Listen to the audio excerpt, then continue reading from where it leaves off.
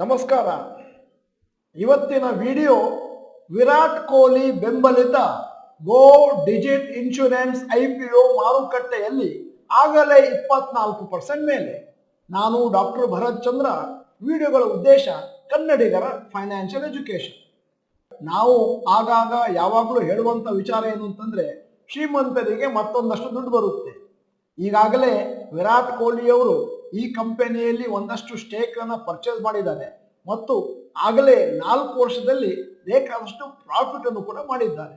ಈ ವಿಡಿಯೋನ ಸಂಪೂರ್ಣವಾಗಿ ನೋಡಿ ಮತ್ತು ಈ IPOದಲ್ಲಿ ಹಣ ಹಾಕಬೇಕೋ ಬೇಡವೋ ಎನ್ನುವ ನಿರ್ಧಾರವನ್ನು ನೀವೇ ಕೈಗೊಳ್ಳಿ, ನಿಮ್ಮ ಫಂಡಮೆಂಟಲ್ ಅನಾಲಿಸಿಸ್ ಆದ ಮೇಲೆ. Go Digit general insurance IPO start ಆಗಿದ್ದು 2016 ಡಿಸೆಂಬರ್ನಲ್ಲಿ.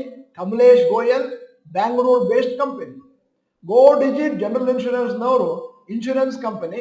ಅವರು motor insurance, health insurance, travel insurance, property insurance, marine insurance, liability insurance ಮತ್ತು ಬೇರೆ ಇನ್ಶೂರೆನ್ಸ್ ಪ್ರಾಡಕ್ಟ್ಗಳನ್ನು ಸೇಲ್ ಮಾಡ್ತಾ ಇದ್ದಾರೆ. ಡಿಸೆಂಬರ್ 31, 2023 ಕಂಪನಿಗೆ 61,972 ಪಾರ್ಟ್ನರ್ಸ್ ಅಂದ್ರೆ ಏಜೆಂಟ್ಸ್ ಇದ್ರು. ಮತ್ತೆ ಇಟ್ ಆಪರೇಟ್ಸ್ 75 ಆಫೀಸಸ್. ಭಾರತದಲ್ಲಿ 24 ಸ್ಟೇಟು, ಯೂನಿಯನ್ ಟೆರಿಟರೀಸ್ ಅಲ್ಲಿ ಅವರ ಡಿಸ್ಟ್ರಿಬ್ಯೂಷನ್ ಸೆಂಟರ್ ಇದೆ. ಮತ್ತೆ ಮುಂದಕ್ಕೆ ದಾಪುಕನ್ನು ಹಾಕ್ತಾ ಇದೆ. ಫೆಬ್ರವರಿ 2020ರಲ್ಲಿ ವಿರಾಟ್ ಕೊಹ್ಲಿ ಅವರು 2 ಲಕ್ಷ ಕೋಟಿಯನ್ನು ಇನ್ವೆಸ್ಟ್ ಮಾಡಿದ್ರು ಈ ಕಂಪನಿಯಲ್ಲಿ to purchase 2,66,667 equity shares at the rate of 75 rupees. ಮತ್ತೆ ಅನುಷ್ಕಾ ಶರ್ಮಾ ಅವರು ಕೂಡ ಅದೇ ಸಮಯದಲ್ಲಿ 66,667 ಕೋಟಿಯನ್ನು ಇನ್ವೆಸ್ಟ್ ಮಾಡಿದ್ರು. ಟೋಟಲ್ 50 ಲಕ್ಷವನ್ನು ಕೊಟ್ಟು ವಿರಾಟ್ ಕೊಹ್ಲಿ ಅವರು ಈ ಕಂಪನಿಯ ಬ್ರ್ಯಾಂಡ್ ಅಂಬಾಸಿಡರ್ ಕೂಡ ಆಗಿದ್ದಾರೆ. ಸದ್ಯದ ಲೆವೆಲ್ IPO ಇಶ್ಯೂ ಟೈಮ್ ನಲ್ಲಿ ವಿರಾಟ್ ಕೊಹ್ಲಿ ಅವರ ದುಡ್ಡು ಆಲ್ಮೋಸ್ಟ್ 3.6 ಟೈಮ್ಸ್ ಮಲ್ಟಿಪ್ಲೈ ಆಗಿದೆ 4 ವರ್ಷದಲ್ಲಿ. ಆದರೆ ಅವರು ಅವರ ಶೇರ್ ಅನ್ನು ಇನ್ನೂ ಮಾರ್ಕೊಳ್ತಾ ಇಲ್ಲ. ಅರ್ಥ ಏನಂತಂದ್ರೆ ಅವರ ಎಕ್ಸ್ಪೆಕ್ಟೇಷನ್ ಇನ್ನೂ ಮೇಲಕ್ಕೆ ಹೋಗ್ಬೋದು. ಒರಿಜಿನಲಿ IPOನ 2022ರಲ್ಲಿ ಪ್ಲಾನ್ ಮಾಡಿದ್ರು. ಆದರೆ ಗೋ ಡಿಜಿಟ್ IPOಗೆ ಬೇಕಾದಷ್ಟು ಹರ್ಡ್ಗಳು ಬಂತು ಮತ್ತು ಕಾಂಪ್ಲೈನ್ಸ್ ಇಶ್ಯೂಸ್ ಬಂತು. ಸೆಬಿಯಿಂದ ರಿಜೆಕ್ಟ್ ಆಯಿತು 2 ಸತಿ. ಅದಾದ್ಮೇಲೆ ಸದ್ಯಕ್ಕೆ ಅವರು ಸೆಬಿಯಿಂದ ಪರ್ಮಿಷನ್ ಅನ್ನು ಪಡೆದಿದ್ದಾರೆ. ಗೋ ಡಿಜಿಟ್ ಇನ್ಶೂರೆನ್ಸ್ ಕಂಪನಿಯ ಫೈನಾನ್ಷಿಯಲ್ಸ್ ಅನ್ನು ನಿಮ್ಮ ಮುಂದೆ ಇರ್ತಾ ಇದ್ದೇನೆ, ಹೇಳಿಕೊಳ್ಳುವ ಹಾಗಿಲ್ಲ.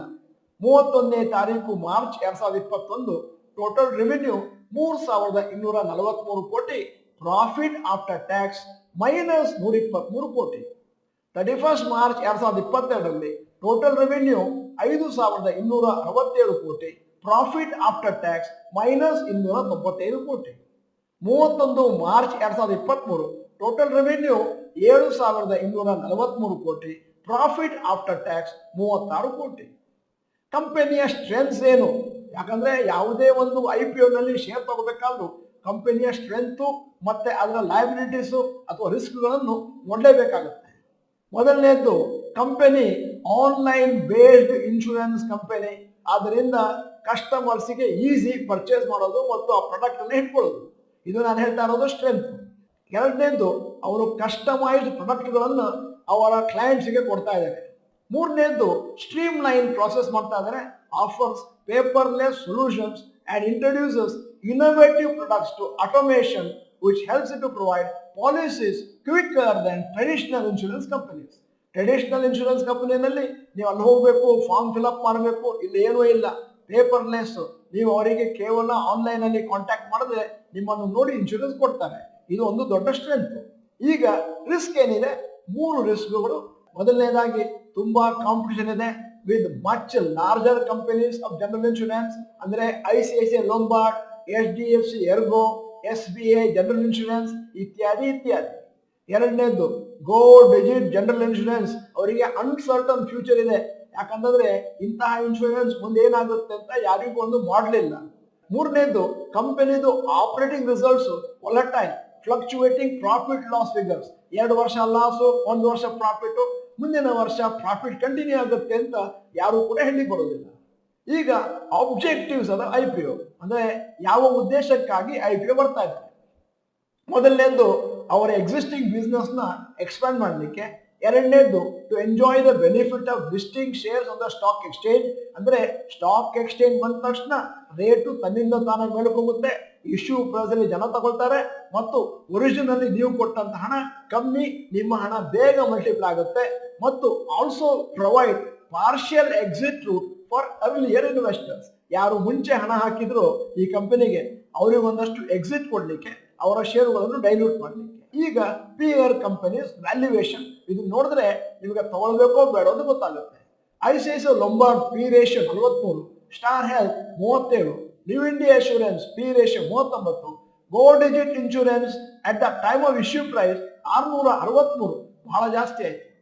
IPO issue information face value 10 ರೂಪಾಯಿ, ಇಶ್ಯೂ ಪ್ರೈಸ್ 258ರಿಂದ 277, ಕರೆಂಟ್ ಗ್ರೇ ಮಾರ್ಕೆಟ್ ಪ್ರೀಮಿಯಂ 65 ರೂಪಾಯಿ ಅಂದ್ರೆ ಪ್ಲಸ್ 24%, ಮತ್ತೆ expected listing price based on the current GMP 337.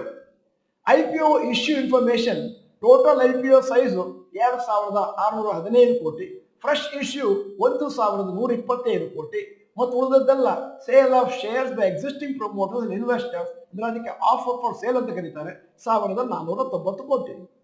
IPO lot size and investment ಎಷ್ಟಾಗಬೇಕು investors?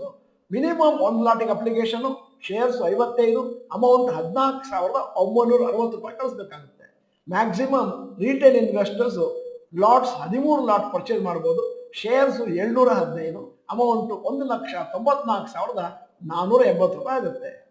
Promoter share holding pattern pre issue to share holding 83.31, ಅಂದ್ರೆ ಸದ್ಯದ ಮಟ್ಟಿಗೆ promoters ಹತ್ರ 83.31 ಇದೆ. ಇಶ್ಯೂ ಐಪಿಒಗೆ ಬಂದ್ಮೇಲೆ ಅದರ ಮಾಹಿತಿ ಇನ್ನೂ ಕೂಡ ಸಿಗ್ತಾ ಇಲ್ಲ.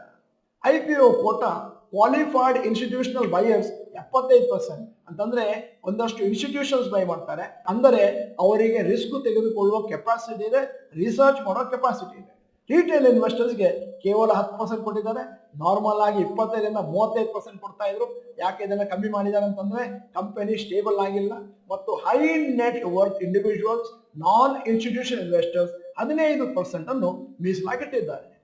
ಐಪಿಒ ಟೈಮ್ ಟೇಬಲ್ ಸ್ಟಾರ್ಟ್ ಆಗೋದು 15ನೇ ತಾರೀಕು ಮೇ 2024, ಕ್ಲೋಸ್ ಆಗೋದು 17ನೇ ತಾರೀಕು May, finalisation of allotment 21 May, initiation of refunds 22 May, credit of shares to demat account 22 May, IPO shares list ಆಗೋದು 23ನೇ ತಾರೀಕು ಮೇ 2024. ಸದ್ಯದ ಮಟ್ಟಿಗೆ ಗ್ರೇ ಮಾರ್ಕೆಟ್ ಪ್ರೀಮಿಯಂ 24% ಇದೆ, ಆದರೆ ಇನ್ನೂ ಸ್ವಲ್ಪ ಬಾಕಿ ಇರೋದ್ರಿಂದ ಕಾದು ನೋಡಬೇಕು. ಇನ್ನು ಬರುವ ದಿನಗಳಲ್ಲಿ ಈ ಒಂದು ಪ್ರೀಮಿಯಂ ಏನಾಗುತ್ತೆ ಅಂತ ಮತ್ತು overall stock market mood ಹೇಗಿದೆಯೋ ಅದರ ಪ್ರಕಾರ ಪ್ರೀಮಿಯಂ ಮೇಲೆ ಕೆಳಗೆ ಹೋಗ್ತಾ ಇರುತ್ತೆ. ಈಗ ವಿಡಿಯೋದ ಕೊನೆಯಲ್ಲಿ ನಮ್ಮ ಸಮೀಕ್ಷೆಗಾಗಿ ಒಂದು ಪ್ರಶ್ನೆ ಕೇಳ್ತಾ ಇದ್ದೇನೆ. ನೀವು ಈ ಪರ್ಟಿಕ್ಯುಲರ್ ಐಪಿಒಗೆ ಅಪ್ಲಿಕೇಶನ್ ಹಾಕುವಂತಹ ನಿರ್ಧಾರವನ್ನು ಕೈಗೊಂಡಿದ್ದೀರಾ? ಎಸ್ ಅಥವಾ ನೋ ಅಂತ ಟೈಪ್ ಮಾಡಿ. ನೀವು ಡಾಕ್ಟರ್ ಭರತ್ ಚಂದ್ರ ಇನ್ಸ್ಟಿಟ್ಯೂಟ್ ಕನ್ನಡ ಚಾನಲ್ ಮೆಂಬರ್ ಅಲ್ಲ ಅಂತಂದ್ರೆ ಇದೀಗ ಸಮಯ ಸಬ್ಸ್ಕ್ರಿಪ್ಷನ್ ಬಟನ್ ಬೆಲ್ ಐಕಾನ್ ಒತ್ತಿ.